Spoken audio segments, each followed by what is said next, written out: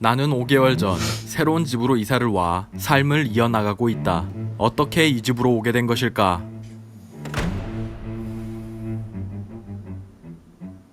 이 집은 나에게 살기 아주 적합한 공간이었는데 이제까지 내 영상의 배경이 되어준 이곳과 이별을 해야 될 때가 왔다. 이사를 가는 이유는 바로 전셋집에 꽂혔기 때문이다. 이 집에서 머문 지도 어언 2년. 계약도 끝나가는 김에 새로운 전셋집으로 이사를 가 리프레시도 하고 매월 나가는 월세를 줄여 그 돈으로 다른 곳에 더 쓰자는 생각이 들었다. 그래서 피터팬의 좋은 방 구하기, 직방, 다방 이곳저곳을 기웃거려 보았는데 전세 매물이 많이 보이지 않았다. 게다가 전세자금 대출을 이용할 계획이었기 때문에 그냥 동네에 가까운 공인중개업소를 소개받아 가게 되었다. 일한 지도 얼마 되지 않았고 프리랜서는 대출이 잘 나오지 않는다 하여 걱정이 됐지만 카카오 대출은 무직자도 가능하고 전세금의 90%까지 대출을 해준다고 들었던 터라 원하는 조건에 맞는 방을 알아봐달라 부탁했다. 나의 조건은 대략 이 정도였다. 전세 관련 사기도 꽤나 많다고 들었고 요즘은 또 굉장히 무서운 세상이니 연락이 오기 전까지 전세 계약 시 유의사항들을 미리 숙지하는 시간을 갖기도 했다.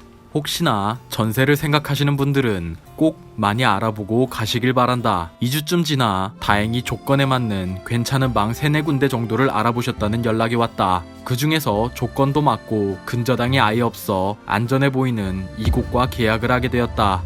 그리고 나서 대출 승인을 받기 위해 필요한 서류들이 있었는데 임대차 계약서와 계약금 지급 영수증을 찍어 어플로 보내야 했다. 영수증은 계약한 날 바로 받았으니 임대차 계약서에 찍힐 확정일자를 받으러 가야 했다. 계약서를 들고 이사를 갈 동네의 주민센터를 방문하니 바로 처리를 해주셨다. 이제는 마지막으로 대출 심사가 남아 있었다. 예전에 친구가 대출 심사에서 퇴짜를 맞은 적이 있어 다시 방을 알아본 적이 있었는데 그 귀찮은 행위를 다시 하기 싫었기 때문에 제발 한 번에 처리가 되길 바랬다. 그래서 확정일자가 찍힌 임대차 계약서와 계약금 영수증을 정성스럽게 찍기 위해 고질적인 수전증을 참아내며 내 마음을 담아 전송을 했다. 완료.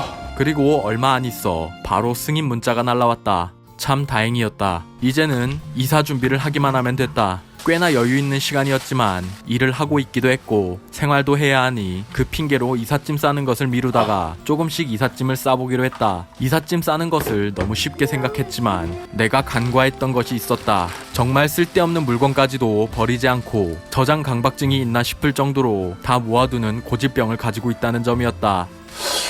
이건 왜 있는 거지?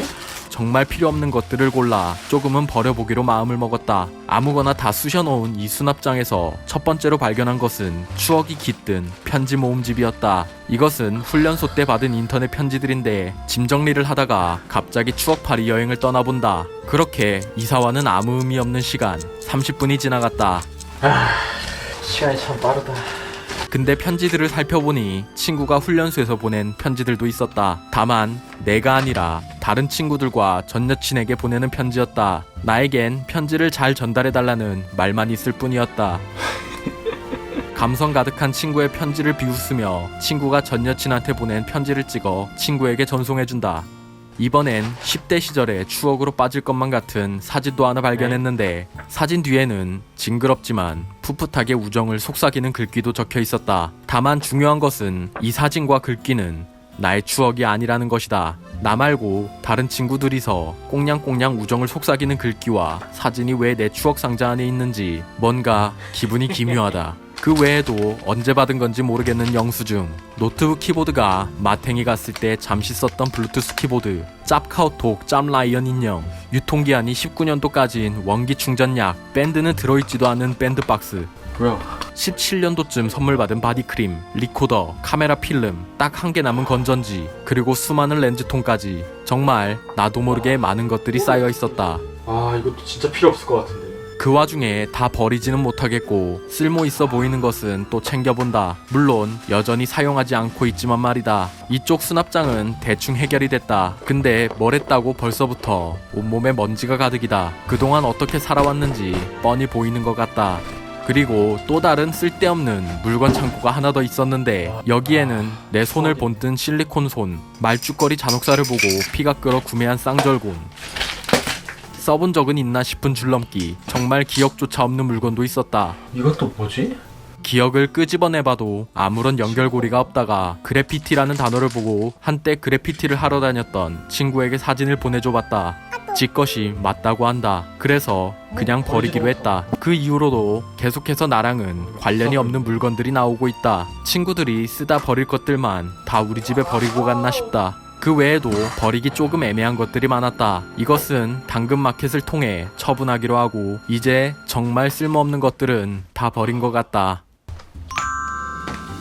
이사 3일 전에는 난잡한 이 방을 정리하기로 계획했지만 집을 보러 오신 분들이 집 입구에 들어서자마자 뒷걸음질을 칠 수도 있을 것 같다는 생각이 들었다. 그래서 오늘은 욕실과 주방을 먼저 청소하기로 했다. 이전에 찍었던 이 영상을 보고 친구들이 토 나올 것 같다며 욕실 청소를 하라고 조언을 줬는데 그 조언을 귀담아 들어 욕실의 묵은 때를 벗겨주기로 한다. 일단 화장실에 세워놓은 선반을 먼저 닦아주기로 한다. 근데 때가 묵어도 너무 묵은 것일까? 아무리 닦아도 깊은 때는 잘 벗겨지지 않았다. 깨끗해지긴 했지만 새로운 집에서 쓰기엔 뭔가 찝찝한 느낌이 든다. 새로운 집 욕실은 조금 작기도 해서 아무래도 이건 이사 갈 때 그냥 버려야 할 것 같다. 그리고 나서는 타일의 물때와 바닥을 빡빡 닦아준다.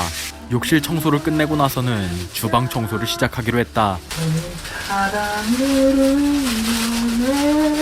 청소 시작 전 가장 좋아하는 노래로 예열을 해주고 이사와서 닦아본 적은 있는지 모르겠는 가스레인지부터 닦아주기로 했다. 주방 세척제를 쭉 뿌린 뒤 열심히 빡빡 닦아준다. 다 닦고 찌든 때가 가득한 티슈를 보니 새삼 내가 이런 곳에서 밥을 해먹었구나 라는 것을 깨닫게 되었다. 밥을 해먹다 보니 여기저기 잔뜩 묻은 양념이 튄 타일도 잘 닦아주고 구석구석 최대한 깨끗해지도록 청소를 열심히 해주었다. 이사 이틀 전이 다가왔다. 막상 입는 옷은 거기서 거기지만 입을 옷을 꺼내야 한다는 핑계로 미뤄뒀던 행거 해체 작업에 들어갔다. 옷들은 구해온 이사 박스 안에 가득가득 쑤셔 넣는다. 안 입을 옷들은 분류를 해서 의류수거함에 넣었고 이사 박스가 꽉 차서 못 담은 옷들은 캐리어와 다른 수납 공간에 최대한 다 쑤셔 넣어보기로 했다. 이사 박스에 나름 많이 담았다고 생각했는데 옷이 생각보다 많았다. 그래도 차근차근 정리를 해보기로 했다.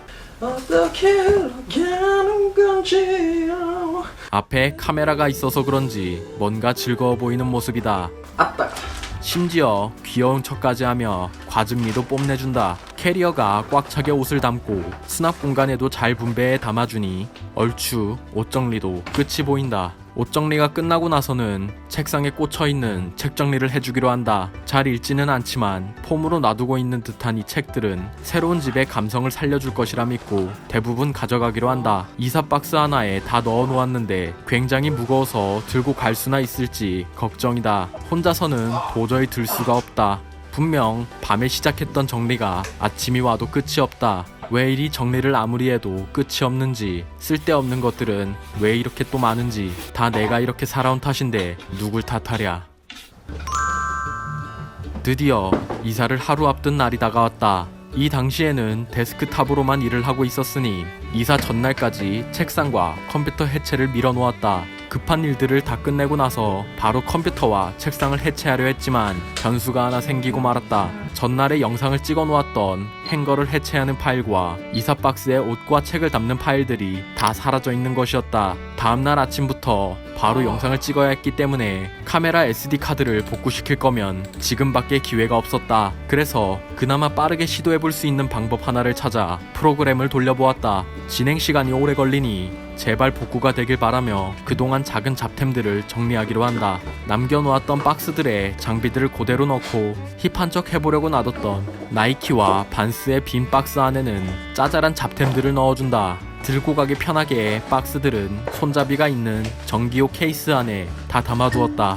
이 수납장도 가지고 가기 편하게 그냥 보이는 종이 가방 안에 넣으려는데 종이 가방 사이즈가 조금 애매했다. 뭔가 불안하긴 한데 애매하게 남은 것도 아닌 딱 한 개가 남으니 괜한 오기가 생겼다. 다시 다 빼는 것이 귀찮아 어떻게든 쑤셔 넣어보는데 결국 시트콤 엔딩으로 끝나버렸다. 정답을 알면서도 꼭 이렇게 망쳐봐야 속이 시원한가 보다. 동시에 다른 한쪽에서 열심히 진행되고 있던 복구 작업은 복구가 됐나. 결국 실패로 돌아가고 말았다. 조졌다 진짜. 할 만큼 했으니 그 파일들은 과감하게 포기하기로 하고 눈물을 머금으며 컴퓨터를 해체한다. 컴퓨터에 눈이 멀어 나도 모르게 쌓여갔던 책상 위 쓰레기들을 하나하나 정리해주고 이젠 책상 해체 작업을 시작하기로 했다. 일단 더러운 먼지부터 닦아낸 뒤 귀찮은 나사 풀기 작업에 들어간다. 쓸 때는 튼튼해서 좋았지만 풀 때가 되니 나사가 왜 이리 더럽게 많은지 모르겠다. 공학도 느낌의 자세, 요염한 자세, 집중하는 자세, 이런 포즈들을 취해가며 가구를 해체하다 보니 뭔가 내 스스로 이상한 깐지가 느껴졌다. 뽕에 취해 폼을 한껏 잡아보려 했지만 결국 이 꼴을 보이고야 만다. 분해한 나사들은 나중에 사라지면 헬파티가 열릴 수 있으니 비닐에 분류를 해서 판자에 잘 붙여놓는다. 옆 수납 판자 분해가 끝나니 금방 끝나겠구나 싶었지만 귀찮게 앉았다 일어났다를 계속 반복하고 목을 꺾어 몸을 구겨 놓다 보니 몸이 너무 불편해 오래 지속할 수가 없었다. 허리도 아프고 땀이 줄줄 흐른다. 원래 이렇게 힘든 걸까? 아니면 요령이 더럽게 없는 걸까? 그래도 마무리 단계에 와 다리 분해까지 하고 나니 이제 드디어 끝났구나 생각이 들었다. 하지만 하필 딱 하나의 나사만 남았을 때 문제가 발생했다. 아무리 힘을 빡세게 주고 자세를 바꿔서 해봐도 나사가 돌아가질 않는다. 사나이의 자존심을 걸고 돌려봐도 역시나 마찬가지다. 10차 시도 끝에도 나사는 계속해서 헛돌 뿐이었다. 결국 나는 지쳐버렸고 왜 매번 끝이 이 모양인지 참으로도 기묘한 일이었다.